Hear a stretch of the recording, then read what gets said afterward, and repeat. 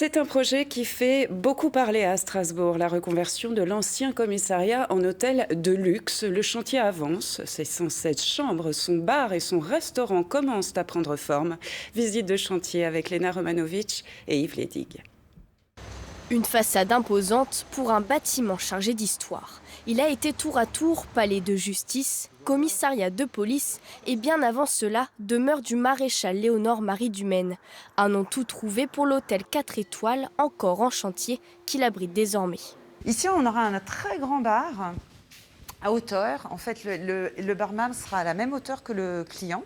Un bar, mais aussi un restaurant au style baroque et une salle de sport au sous-sol. Le coût des travaux, 25 millions d'euros investis par Vinci Immobilier. C'est le prix à payer pour changer ces locaux vétustes, devenus trop petits pour les 1300 policiers de la ville, en un temple du luxe. Une tâche confiée à un architecte connu pour la transformation de la piscine Molitor à Paris. Alors on se trouve dans une des chambres.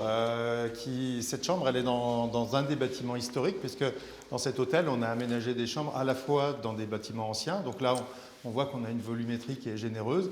Et puis dans les ailes latérales, qui sont des bâtiments qui sont contemporains et qui ont été réalisés pour l'hôtel. Le Léonore comptera 116 chambres, dont 3 suites. Et pour y passer la nuit, il faudra débourser entre 150 et 250 euros. L'objectif, attirer les touristes, mais aussi faire profiter les locaux.